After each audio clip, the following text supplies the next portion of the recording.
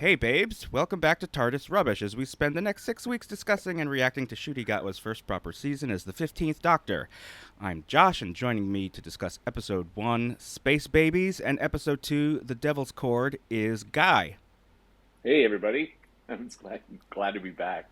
And welcome John.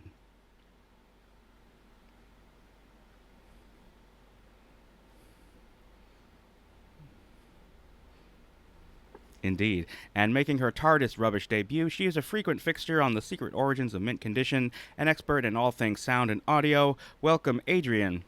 Hello. So, real quick, before we get into the episodes, we do a thing at TARDIS Rubbish where whenever someone makes their first appearance, we ask them who their favorite doctor is for calibration purposes. So, Adrien, who is your doctor? I'm really bad with favorites of things because it depends on the mood I'm in. But I started with Matt Smith, so I was that my old job was petering out, let's say, and we were only working every once in a while, and I had a lot of time, and everyone was saying, "Oh, you'd like Doctor Who," and the new Doctor was starting, so I thought, "Oh, seems like a good time to jump on." And I really enjoyed it, especially that first season. Like that's if I go back and rewatch episodes, I'll find myself going back to that first Matt Smith season more than some of the other ones. But like there's I enjoy all the new. I haven't seen enough of the classic Who to know that much. I guess technically my first ever episode of Doctor Who was a Cybermen episode with, I don't remember who it was, but it was way back, and somebody from Mint had lent Dad a VHS copy, and we were watching it, and I just remember being like, this is where they got the idea for the Borg, isn't it? Because literally, like, the lines were, like, almost exactly like the Borg. I was like, oh my god! But yeah, that was a long time ago. So yeah, Matt Smith, I would say, was probably that's my first Doctor. Matt Smith is a great doctor, and that first season's season 5 of I guess, what are we calling that era? It's not classic Who. Is it still new Who, and this is like new Who? I've seen that. That's New Who, and this is Renew Who. Renew Who. I like that. Okay, renew Who. Let's get into Space Babies. Let's start with our overall reactions. Guy, what was your overall thoughts on Space Babies? Okay, so I should preface by saying I really enjoyed it. It was a little jarring, and I was like, "Who's this for?" It was like a Doctor Who meets Sarah Jane adventures. It was kind of I don't want to say simple, but it was very. The premise was, I mean, when you have babies as main characters, I've never ever seen something like that unless like Look Who's Talking or the like any animated movie. So having babies, it was a little jarring. I couldn't relate. I thought they were gosh darn adorable. And I'll get into what I think is going on and why I initially, I know this long story long, I enjoyed it. I thought the chemistry between Millie and Ncuti was excellent. As a starting point, though, I for new people coming in, it made me question: was this the strongest thing to show new people to say, "Hey, come join this crazy wacky adventure"? I mean, it is certainly wacky, but when you enclose it into the typical corridor, running down corridors, and you put it into basically a box. It was I felt very constrained in the setting, but I enjoyed it. But I was just questioning the thought process as to why this was the first episode, and I think that's why they did a double billing, because I think the second episode, The Devil's Chord, was a stronger episode, and but I liked it. but I have my reservations. Okay, John, your overall thoughts on Space Babies? Space Babies. I Sorry. feel I sort of feel the same way. I feel used to a cadence with Russell Davies' years in Doctor Who, and I felt this is a return to that cadence, which is that the first episode, and we were mentioning this, that like Disney made the choice to put the Christmas special as episode 1. So actually, as you pointed out, like a new viewer is going to come in and be like, oh, okay, that's the first episode. Ruby Road, go right in with that. So for somebody new, this is not going to be the first episode if they're on the Disney platform. If you view it as a second episode, it's very in line with Davies' typical, like, we're going to go silly, we're going to be a little bit goofy, and then scary, sort of, and weird. And that's like, I'm thinking back to season 1 with Christopher Eccleston, and it was what the end of the earth, and that was where you had the last human being, the stretched out piece of skin that was just way too much plastic surgery over the many millennia, and that was a very silly episode in a whole bunch of ways. And then what am I thinking of too is when Donna Noble comes in, and you have the episode Partners in Crime, where it's about the adipose, the little fat creatures made of fat who are, from the pills that people are taking. It was goofy and silly, and that's how they reunited. It was like, you're doing this thing too, so am I. This is so wacky. I think that's his cadence, is to go in second episode with a wacky after being a little more intense in the beginning. And then we go back to that in the third episode, which is more intense, a little bit more of the overarching story, a darker villain. So it's very familiar to me. It just felt like, yeah, this is Russell Davies. We're back with his vibe and his way of doing things. Overall, I liked the episode. I think, it was sort of like typical Doctor Who fare, a weird scenario, a big mystery, a scary monster, gross monster as it turned out. The whole booger thing had me just like gagging towards the end. I'm like, no, oh God, no, please don't. I don't know. I just could not handle that. Doctor Who sometimes does go for the gross out factor of like in a childish way, which is where the show, sort of is meant to be accessible, is that, accessible to adults, a younger than YA audience, for that. So I think this gave us that in a sense, like right out the bat, right out the gate was, okay, this is something that's accessible. This is a fun episode. It's silly, it's goofy. But no, was it the strongest Doctor Who episode? Absolutely not. It was right in the middle of the pack for me, and probably not an episode that I would go back and rewatch in the future.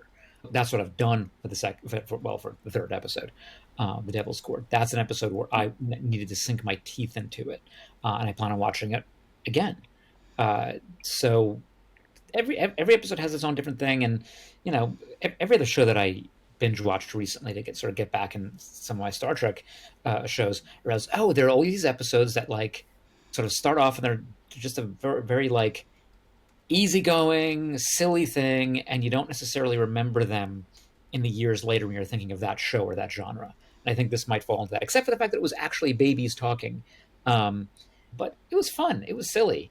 And it was, it sort of had like a cool, end moment with the, with Nanny trying to save everybody but feeling guilty and all that stuff. It was classic Doctor Who. I, definitely felt like we were returning to form.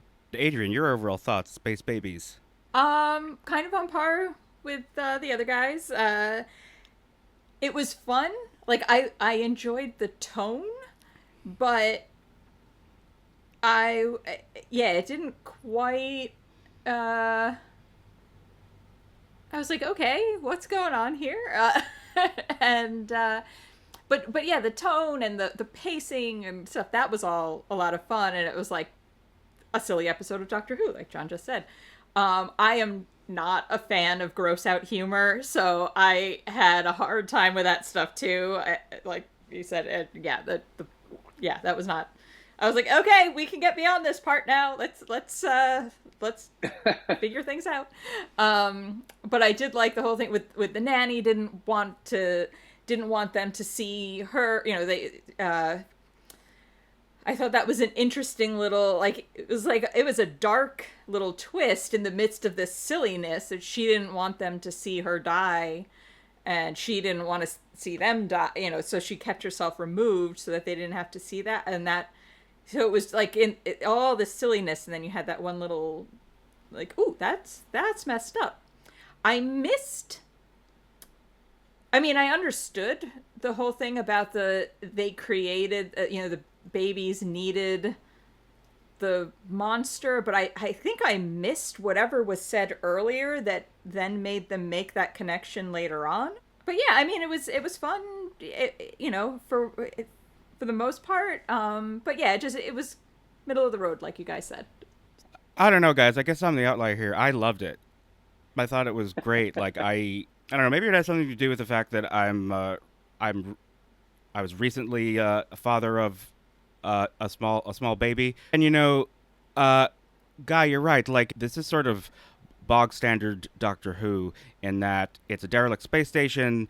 There's some sort of a tech problem to solve, and hardly breaking new ground. But the babies, the talking babies, the space babies, was like so just mad and completely bonkers, and just the idea, the fact that they would do this from a production standpoint is just also absolutely insane. Like, there's that rule they say, oh, you never work with animals and you never work with babies. And they're like, well, we have a cast of like a dozen live babies who are not just there for scenery or for like a cute moment. It's like they are carrying the story and have a lot of dialogue, like just absolutely insane. And I think, that's kind of, I can't help but feel like the ambition of that was kind of Davies being like, okay, so we've got Disney money now, and we can make this a little grander. So what can we do to kind of put a twist or a sort of do a standard Doctor Who story, but something that we could have never done before? And just as a random thing, I noticed, like at the very end when the TARDIS materialized inside Millie's mom's kitchen, and it broke through the ceiling. Wrecked it. In my head, I was like, and wrecked it. In my head, that was something that like you would never do previously, because the amount of money and time you would waste breaking the ceiling, you would never do that on a TV budget ever. And the fact that they did that for like a like throwaway gag, I was like, they are spending this money. Like they're like, okay, like I know that we have a little more room here, so I'm going to indulge in it.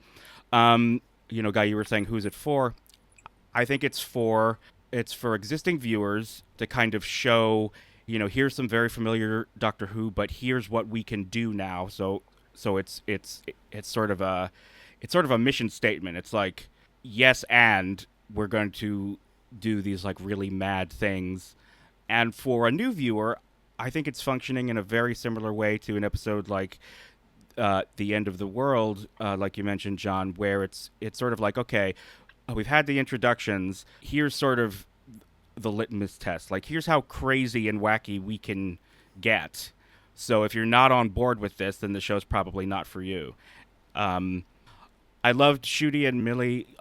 I keep hearing how brilliant Millie Gibson is, and I really felt that from these two episodes. I mean, there was nothing particularly flashy with the material that she was given in these episodes, but she just really inhabited that character and really, like, milked everything. And then, I mean, Ncuti's just wonderful, and his enthusiasm is infectious. And I'm on board with this sort of, like, new lease on life that the Doctor has, this new attitude toward life. I thought he summed it up pretty well in, I think it was in this episode and not the Devil's Chord, but and then just two other things. I think, Adrien, you noted that the episode, even though it was kind of silly, it also has some moments of darkness, and that's very Davies. Like, there was that whole idea where the planet made it illegal to shut off the baby making machine, but once they're alive, they're leaving them stranded to die.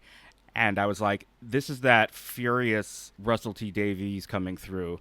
And it's also very interesting knowing that this would be showing on Disney Plus for like a whole new audience. And similar with the next episode, The Devil's Chord, like they're not shying away from things out of fear of offending anybody. I particularly enjoyed the commentary of we will not shut down the station because unborn life is more important until once they're born, meh, they're on their own.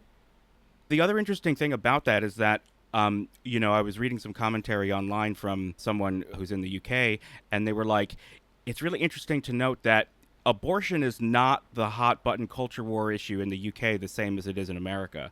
So that was him knowingly touching a third rail for Americans, knowing that he would be reaching a much larger audience because of the platform of Disney Plus. So I think, talk about a mission statement. I think that was a very intentional move on his part. It was Russell Davies at amongst his best, because a lot of his, especially his recent works, have been very very politically oriented. Think years and years. It was a way of for a lot of people to go over their heads, but this was a way of saying, hey, I'm going to say something without beating you over the head with it, which to me it was very in some ways like classic sci-fi Star Trek, where it's like, okay, those of us who can pick up on things instantly see what it is. Others may not pick up on it. You could even see it through a filter and not get it at all, depending on how you look at it. But the message is still clear that money, budgets, all that other stuff means, oh, well, we care about life. We love life. Life has to happen. We just can't deal with it once it's here. So life is there. Good luck to you. And it was so, it felt like it really was from a perspective of somebody who didn't live in the U.S. and wasn't part of that particular culture war here, because it's almost, it leads incredulity to it. You're just like, why would they do that? You just have a bunch of babies up on the station. Like, what do you expect to happen? And registering the protests of each of the station members, that they each log their protest. That was a really important moment for me, because it showed that people aren't inherently bad, but they're up against a force that they can't necessarily combat directly. So they register their protest. They say, I'm doing this under duress, etc., but they feel powerless in this. And that's sort of how I think a lot of us feel in general right now. And to see that, again, it was subtle. It was in a way that you would just sort of absorb it and see it in a moment without it being like, all right, let's say it obviously. Let's just put it in front of you, and then we can discuss like it's a class. No, it was just there to look at and say, yeah, this is Doctor Who making a commentary on that and saying that, yeah, everyday people are part of suffer under the same problem and don't know what to do about it. And then you have the Doctor come in. Can the Doctor save you? Well, at the end of the day, the hero was Nanny. That was the real hero, because she had been there the entire time trying to save these babies. I love that she was the accountant. Not a nanny by training, not a technician, not anything else, was the accountant. And there you go. That goes back to the whole thing of like, this is a corporate thing. It was budgets, it was money. And the only person who stayed behind was the accountant and did everything in her power to save these space babies. I love that you're doing what Ncuti did, or the Doctor did. He kept correcting himself. It's not babies. It's space baby.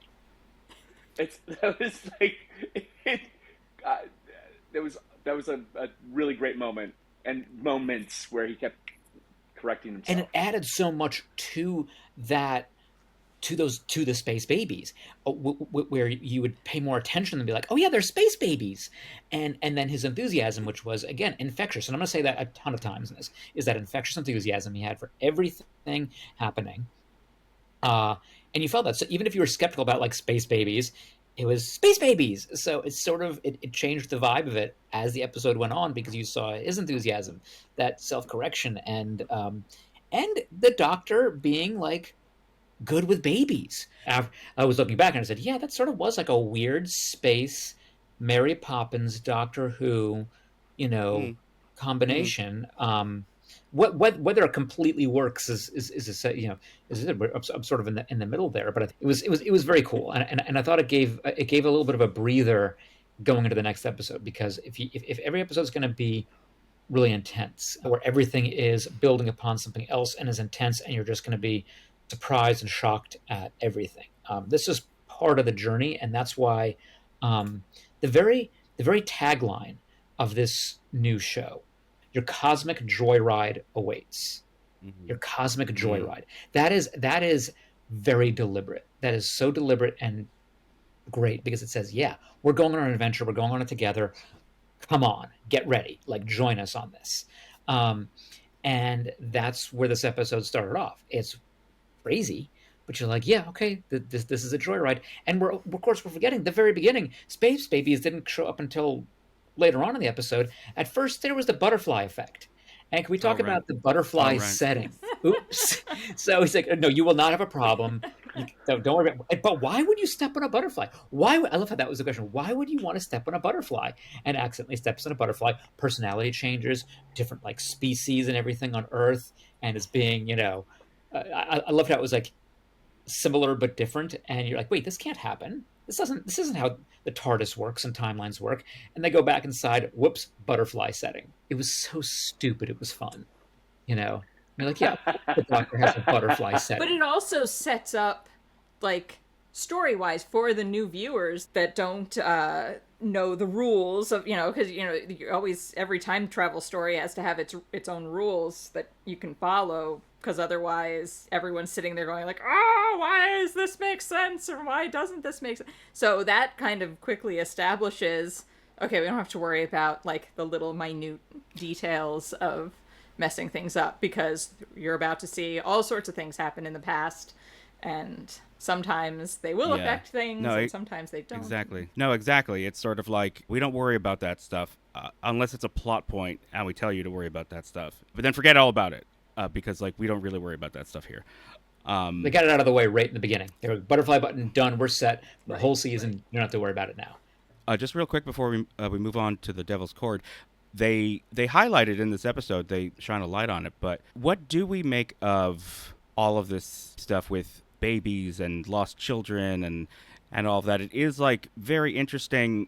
I think I probably said this last time in Church on Ruby Road, but it's very interesting to me the way that Davies is sort of leaning into the new mythology of the timeless child. He's putting his own spin on it and folding it into the show in a way that I think makes sense.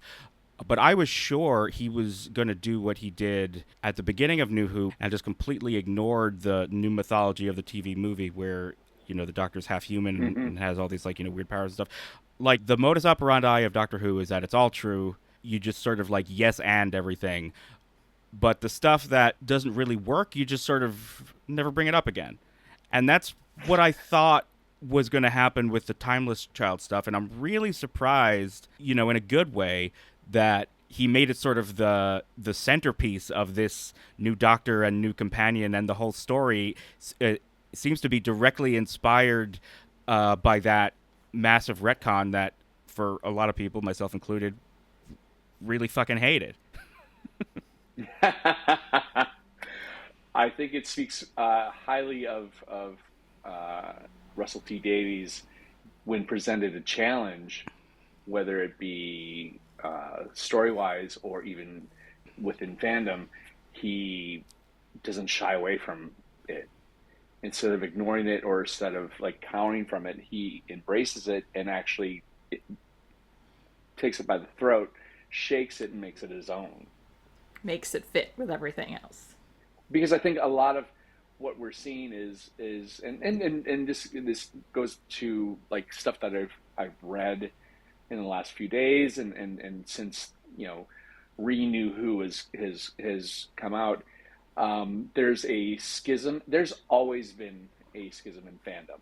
There has always been that slice of individuals who shout the loudest, but might be in the minority, but shout the loudest and don't like it. Russell T Davies, I think he embraces it. The fact that he didn't ignore it and is still weaving those threads is just great. It's really, really, really, really great. To which I really do hope at some point the half-human part does come back into play. That's a big thing, because somebody wrote that in the 90s. They just decided we're going to go down that road. The Doctor will be half human. So whatever writer has, control of the show at any given point gets to set the canon.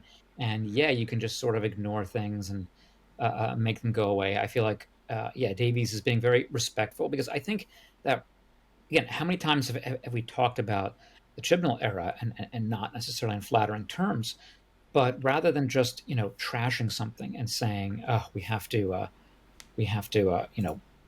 ignore that it even happened. It was, no, let's take from it. I can write something good with it. We can work, we can do with it something really really cool. And then that also, that better honors Jodie Whittaker, because she did a phenomenal job, and I think that just needs to be Mm-hmm. said Mm-hmm. again and again, because not only is she a phenomenal actor to begin with, I mean, if you watch anything else she was in, is that she did bring a lot to the Doctor, and you could feel her bumping up against the writing, like there was a friction, and then it like took the shine off of the show.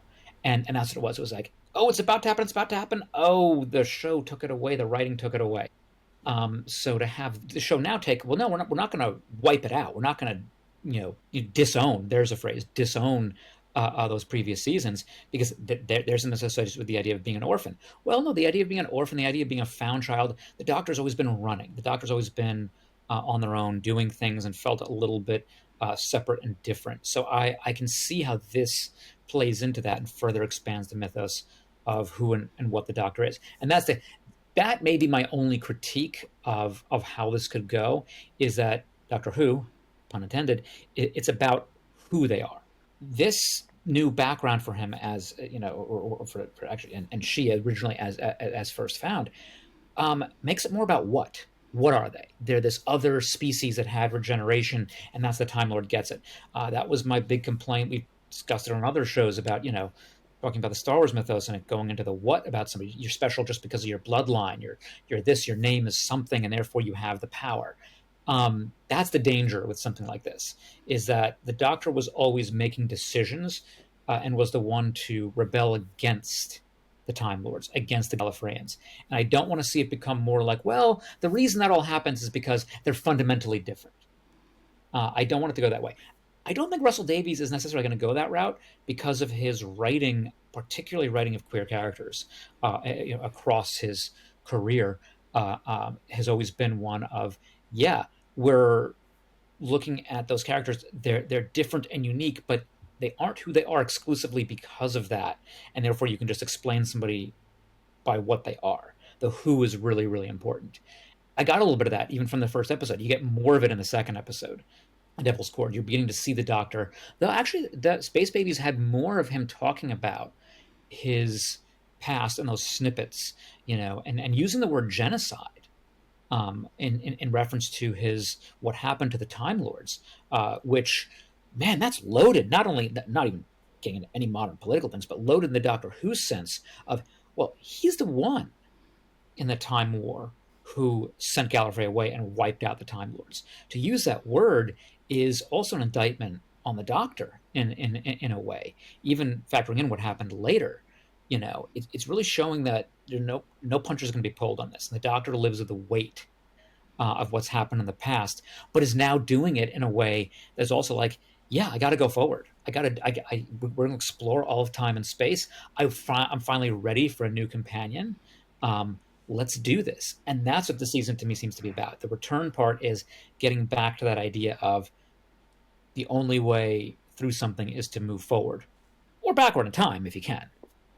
Yeah, that's an interesting point. I was also struck by the use of the word genocide for, you know, real world reasons, but also for the reasons that you said.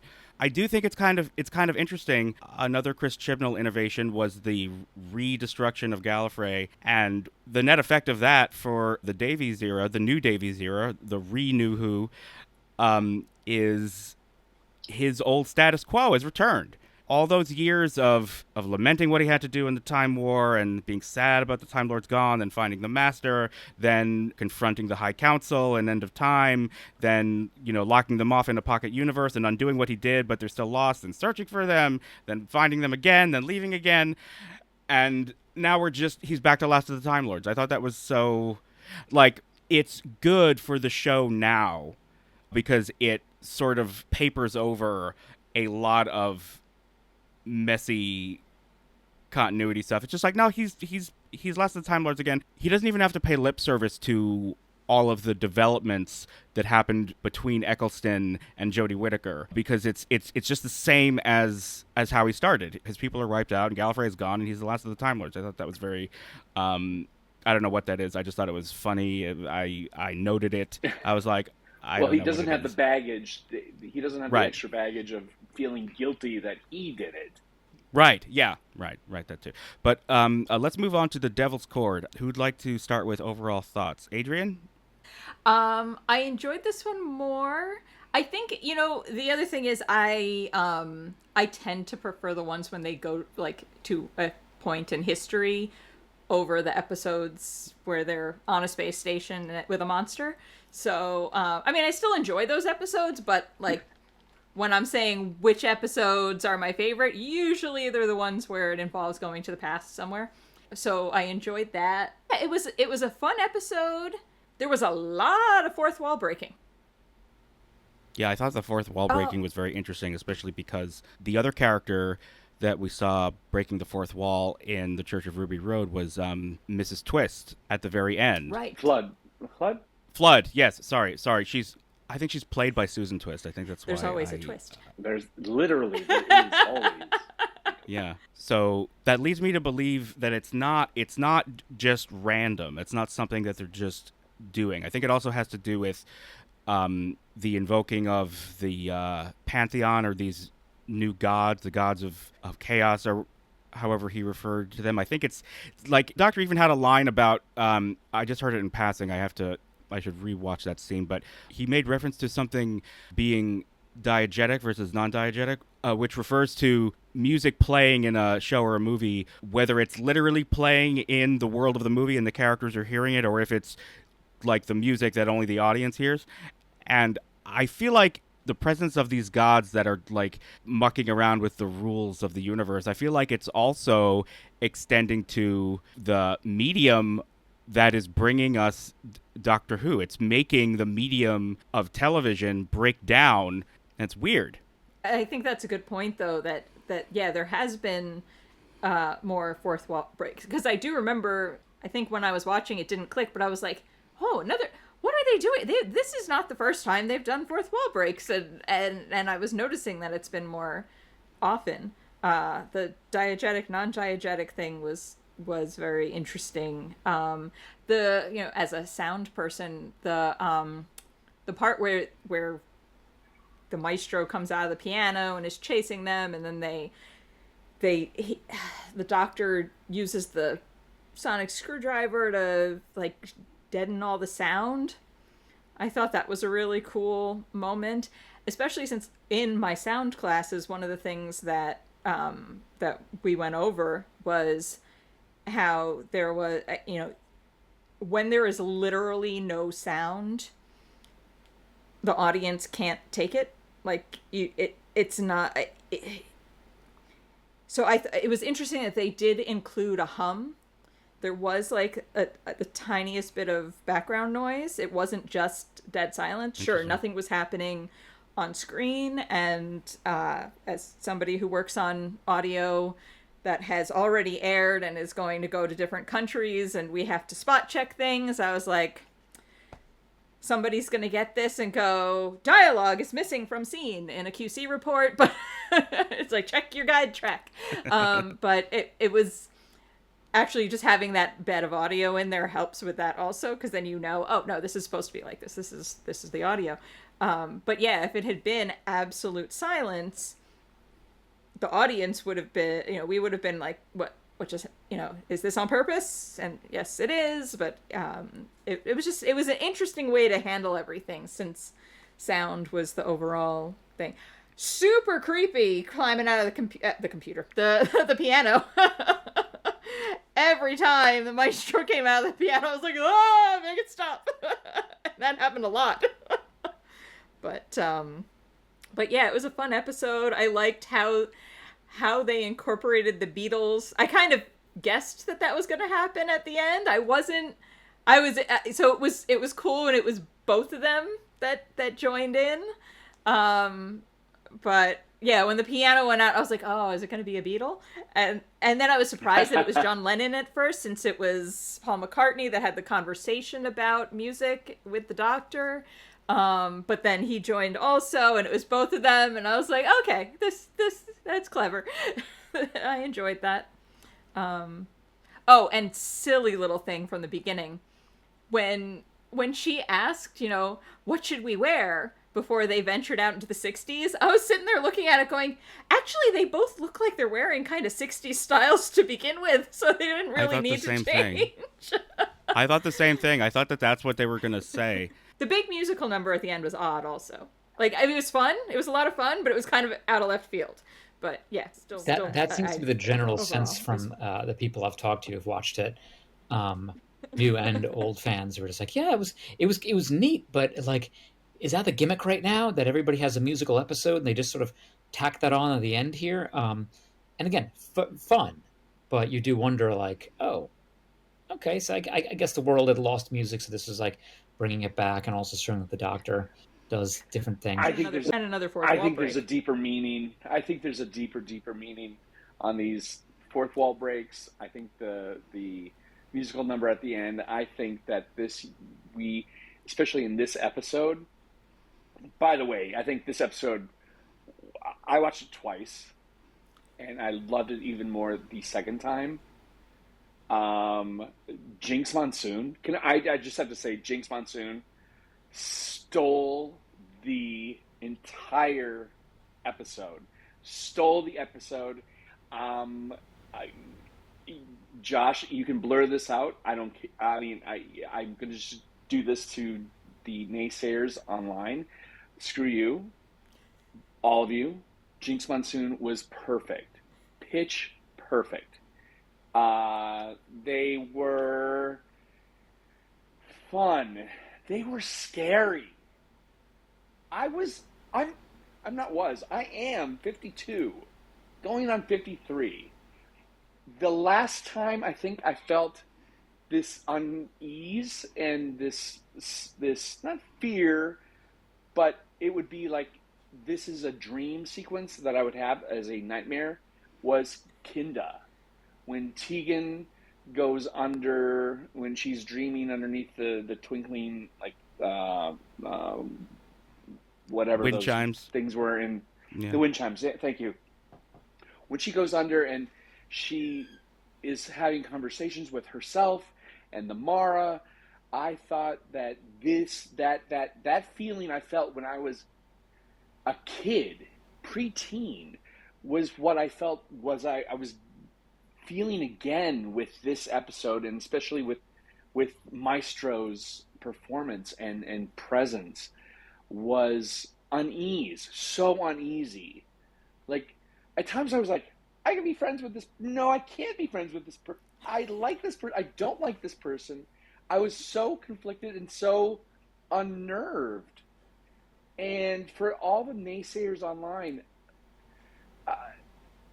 perfect characterization, perfect character, perfect pitch for the absurdity of the world that they were all living in. They're in. I think was award-winning performance, pitch perfect performance. Loved. I hope we get more. I suspect we're going to get more of the Maestro going forward, because this felt like it was the introduction to the idea of the Pantheon. And you're talking about the fourth wall being broken. The whole Dr. Donna thing at the edge of the universe. They broke something there. That salt line, something happened, and that not only allowed the toy maker in. Toy maker then says, "Oh, the rest are coming. You may have gotten me, but there are the rest, my children."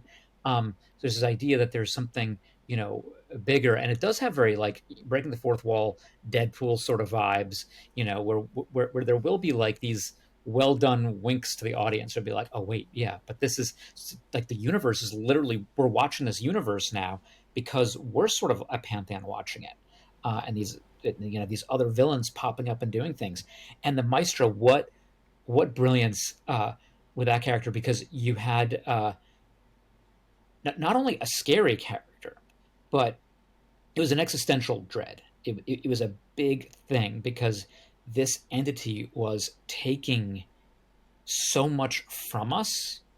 And what the Doctor's sort of bringing now is color, vibrancy, life, and music to our lives again. And this is just a gray world where everybody is just sort of empty and not even realizing why.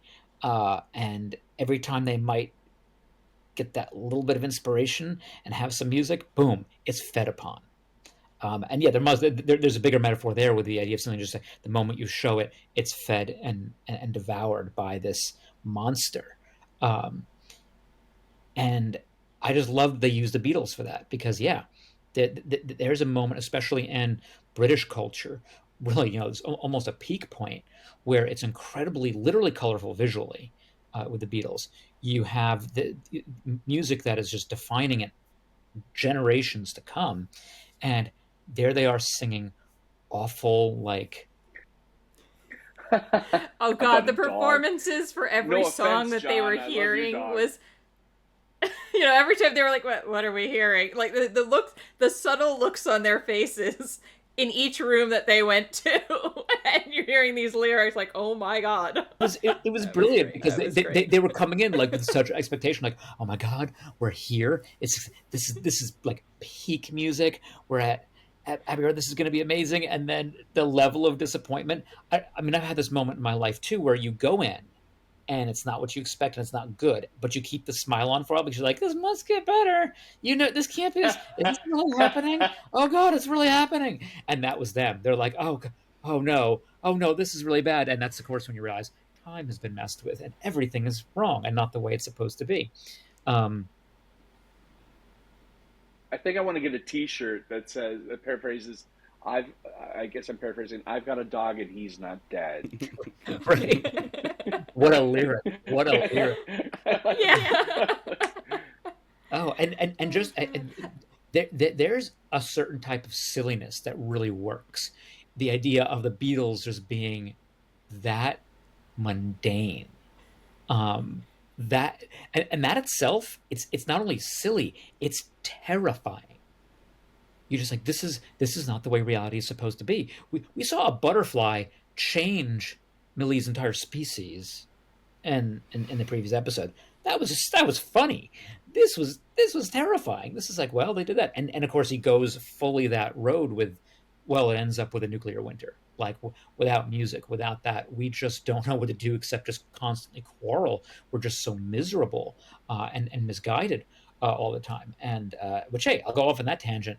I think there is a lot to be said for the idea of vibrancy of culture, of music and art, and how when that decreases, you are more quarrelsome, you are less happy, less able to relate to one another. So yeah, man, that's a total core notion that I think he did really well as a writer there. But it was also scary. It was also just like you felt like lost it. And yes, every time the Doctor faces a big bad, the Doctor says the same thing. I don't know what to do this time. I've never done this. I've never faced an enemy this scary. And we all sort of roll our eyes. We're like, yes, you have. You met the devil this episode, so it'll all be fine. So you almost, I feel like they have to do that every time the Doctor faces a big bad, and we just sort of have to go along with it. Like, well, that's kind of interesting though, because I agree with you. Generally, that's how it works, and that's generally my reaction. But here, I did feel like it was different this time. Maybe it's because of having read what Russell has said in Doctor Who Magazine and in other venues about how he's moving the show into this slightly more fantastic mode where we're dealing with gods and the old gods, and the normal rules don't necessarily apply anymore. And in this episode, I really, felt that starting to happen. I think it was starting here when the Doctor says, I've never faced something like this. I don't know what to do. Like, music? They stole the music? How do you fight that? He has tricks, and they usually work. That's how he defeated the toy maker. But when you're dealing with an onslaught of these beings that are not constrained by the rules of reality, I was sort of like, yeah, how do you fight that? So I really felt like there was a raising of stakes in a way that I hadn't necessarily felt in a long time from Doctor Who. But speaking of, you brought up the moment where the Doctor shows Millie the future in this timeline. Guy, were you also getting Pyramids of Pyramids Mars of vibes? Mars? Yeah. Yeah. Once again, for a new audience member to sort of explain, like, no, what they do here has stakes. Like the same as, Ruby. She was like, except music does exist and the world never ended. It's like, well, no, what we do here has consequences. So I thought that was very effective. But I was sort of like, he's literally doing the bit from Pyramids of Mars. I thought that was funny. Pyramids of Mars. I did read some like naysayers online that were like, oh, they're rehashing Pyramids of Mars from the 70s. Yeah, like when I was 6. Yeah, like I am 52. Can you imagine having to be a showrunner for any show? I guess you just have to just not ever be online. And I stay away from many of the reviews of shows like this because I did see one, and this person said, in 50 years, and I'm like, it's actually been a lot longer than 50 years. I've never stopped watching Doctor Who until this episode. And it was like, it was Space Babies or this one. I'm saying, so you made it through all the other eras with all the other complaints that everybody had, and this was your breaking point. And you think, well, they're probably A, lying, and B, just being dramatic because they're making a grand post on IMDb or something. And it's hilarious to me because when somebody's like, this is my breaking point, and you say that, I don't think I've ever said that about a show. Shows have slowly fallen off my radar where it's just sort of been, oh, I forgot about that show. I just stopped watching it because it wasn't good anymore. But the idea of the breaking point, like, nope, that's enough. I'm out. That was it. Doctor Who is dead. No. Doctor Who's not dead. You're just dead inside. Yeah, I always say I like to like things. I can find something to like in everything. Like, even, like, I didn't have a problem with the Space Babies episode. Like, it wasn't one of my favorites. It was more, like we were saying, to me, it was a little more middle of the road. But there was still a lot of stuff that I enjoyed in it, and it was fun. But to just be, like, whenever someone's like, this is dead to me now, it's like, no, it has this element. It has this element. There's so many. Just instead of looking for things to hate, just, find something to enjoy. And there's so much worse that should have sent you off years ago. Like Time Lash. The twin dilemma, like the idea that you would start off a new Doctor's tenure with him, like, violently strangling his companion is, like, not a great foot to start off on. But can I just say that the twin dilemma actually happened at the last season of which is Peter even Davison's worse tenure. So you're left with months until you get to, I think, Attack of the Cybermen, which is the first episode of Colin Baker's first series. So you're left with the Doctor wanting to kill Perry, and so now all of a sudden Doctor Who's dead.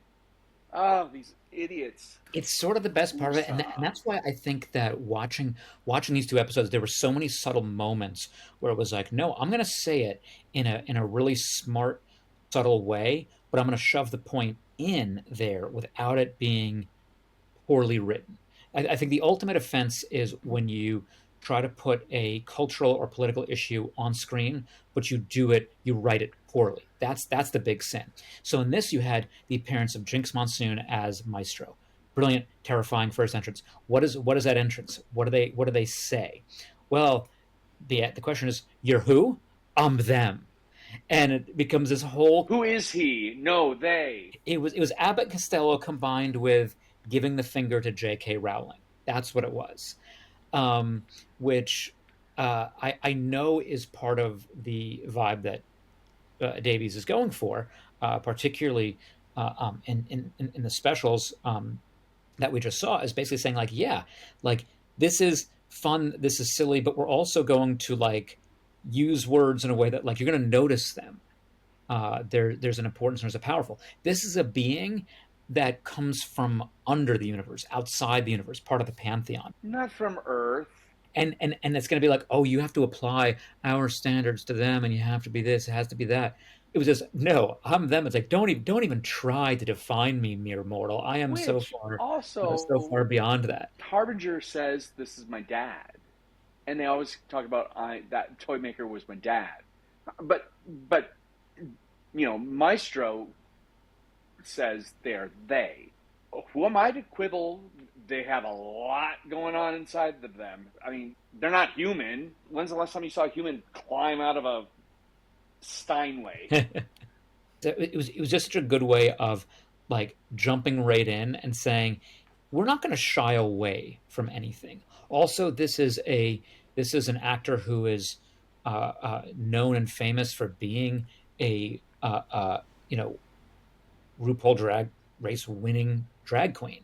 Like this is somebody who's in that, and again, that in and of itself in today's climate will somehow offend a small portion of the audience. Where they're just like, "Well, we don't want drag queen," blah blah blah. And just like, "Oh my god, really?" And Davies is not shying away, but he's writing well, so it's not just like, "Oh, we're putting somebody in there for them to be in there, and then it's not going to work, and I'm going to be able to come back and say, don't be." This is just wow. The casting of Jinx Monsoon, a great character, great killer performance, good writing, and now I want them to come back. I hope they're back for the grand conflict finale, whatever it's going to be. And I mean, I don't know if I haven't heard any rumors, but I also sort of do hope that Toymaker comes back. I think that was sort of telegraphed that may be happening.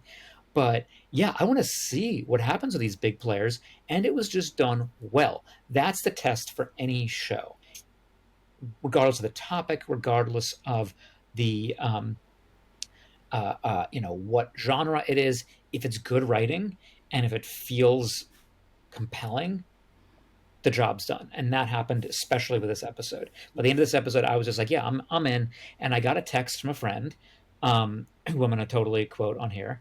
So he tells me that I'm about to watch Doctor Who for the first time. I was sort of surprised. It was something I didn't expect from my friend Royal. And he said, oh, I'm going to do this. And then a day later, I get a text. Because I liked it. I liked Doctor Who, ... Does that make me a nerd? And I thought it was the funniest thing. And I was like, well, you just might end up a Whovian. And he goes, oh, what? It's funny. So anecdotally, with a sample size of 1, the show is working. No, that's fantastic. As we were talking about the Maestro, totally. I honestly, I think it was just my own misinterpretation, but I have not been reading all the kind of behind the scenes articles and interviews and stuff, but I had seen something saying the Maestro, and at first I thought, oh, is this their way to bring the Master back again? Because the name is similar. So I don't know. I mean, the way they handled it, it doesn't seem like that. But then the fact that they kept saying the one who waits, I'm like, but who's the one who waits? And so I don't know. But it's just with a name like that and just the way they've kind of manipulated the Master to think. I'm not saying like I hope it's the Master, because I feel like they've brought the Master back several times at this point. But I just, it's one of those things that I'm like, is it? But I don't know. I think the way they did it, they didn't do that. But you never know. They did take some time to educate Ruby in that the Doctor says that his race tend to gravitate toward one-word names, Ronnie, like Master, titles, yeah, Doctor, and now all of a sudden we have the other group now, this pantheon of characters: Toymaker, Maestro, Harbinger. I mean, what if maybe the Doctor is of the Pantheon? Maybe the Doctor is of this crew. Maybe he is the one who waits. This just came to me at this, this particular moment. That's very interesting. Shades of The Other and the Cartmel Master Plan a little bit. Yes, The Other. But speaking of the one who waits, my ears kind of perked up. Remember we were talking, I think on the Giggle, there was that theory about who the one who waits is, and I was advocating for a theory that is not my own. It's from L. Sandifer of TARDIS Rubbish is where I first read it, but that the idea that the one who waits is Susan. And so when we had a whole scene where the Doctor was explaining, not just to Ruby, but also the audience, who Susan is, I was like, interesting. Something you would have to do at some point if you're going to bring Susan back. And also the actress, Susan Twist, has been in Right. every episode since the Church on Ruby Road. And there's always a twist at the end. She's the twist. I mean, if you look at the credits, Susan Yeah. Twist, the actress, is there. So if that is how this plays out, and it is Susan, and it is a twist at the end, I can't help but feel like Russell Davies saw that actor's name, and the whole plot line Story. like just like materialized in his head. He's like, oh wow, okay, well that's what it has to be. I have to put this actor in, and I have to do that. Well, because I love that in the Devil's Chord, every time he, does everybody know who Susan Twist is in every episode? Yeah, I've seen, even though I haven't watched the old series, like no, learned a Susan little bit Twist, who characters the are. actress. Oh, the actress. actress, Oh, I thought you were Susan talking about the Twist. character. That's right. Because Susan is, Doctor's granddaughter, 60s, blah blah blah blah blah. But Susan Twist, and I didn't catch this as a viewer, unless you read the blogs. I didn't catch this, but Susan Twist, the actress, was Mrs. Flood. Mm-hmm. And then she appeared in Space Babies as as one of the crew members, logging her dissatisfaction about what was going on.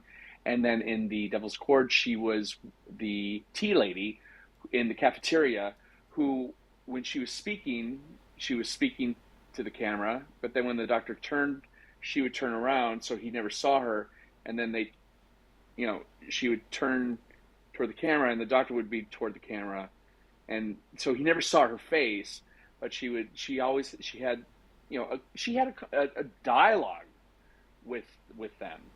But I think that it's very interesting. I think that she was sought out by Russell T Davies. It's so flippin' meta. It is very meta, which the show seems to be working in that register right now. Like we were just talking about all the instances of fourth wall breaking. They literally, made the Doctor Who theme music diegetic. Music that people within the show could hear. Yeah, there's a lot of meta stuff going on. I think this is all a TV show. I think what's happening is a TV show. I love that idea, like with a giggle making its appearance again, and that being the TV medium and how everything got shaped and manipulated by that initially. It's like, whoa, yeah, there's something big and weird happening. And this is, again, this is what Russell Davies is known for. This is what Moffat was known for, was building to, like, that was Pandorica when Matt Smith... Bad Wolf, which was the sprinkling around. I'll never forget Bad Wolf, and then seeing in New York City people putting Bad Wolf in random places around 2010-ish, even though it was a couple years after the fact. I was just like, wow. I love when the cultural relevance hits that point. And that's also, again, like a level of mastery. I haven't seen it quite in the season yet, but if you do something like that where people are going to make that reference, people are going to put it out there, they're going to talk to each other about it, maybe make their own art about it. So that's what I'm waiting for this season. And actually, we already have that in the Maestro in terms of the aesthetic, musical chords, the vibes, liking that a lot. When the Maestro grabbed Ruby and she was floating in midair and singing, before she went into Carol of the Bells, she was singing something else, and I could have sworn it was some musical notes that were like a running theme through a season. Do you guys know what I'm talking about? It was very briefly when he first goes in and sees her up there and she's like, like I can't even recreate the melody, but it was something, it was very familiar, but it was not Carol of the Bells. And then it quickly switched into Carol of the Bells. Was it the theme song for This Is Gallifrey? Oh, is it? I don't know. I just know that Murray Gold's back. I will definitely be going back to watch that scene a third time now, because that's interesting. I know that the theme that she plays on the piano is actually her theme. The other thing that you just made me remember is, so Murray Gold has a cameo in the musical number at the end. He's the piano player, and he's credited along with several other people who I guess had cameos. They're credited in the credits as themselves. So like Murray Gold as himself. It's another instance of fourth wall breaking. And it's interesting. Like I had read. So first off, I'm trying to stay away from social media as much as possible. I mean, some of it slips through, obviously. I did dip my toe in, and I did get what you guys said. A lot of people were a little bit about, yeah, that musical number at the end. That was a weird, cool, but, weird. And I read somebody said that in the script, it noted that it had to do with the residual energy from Maestro, something along those lines, that like the ripple effects of their presence was still there, and that's what led to that musical number. But that So said, that's like the toy maker with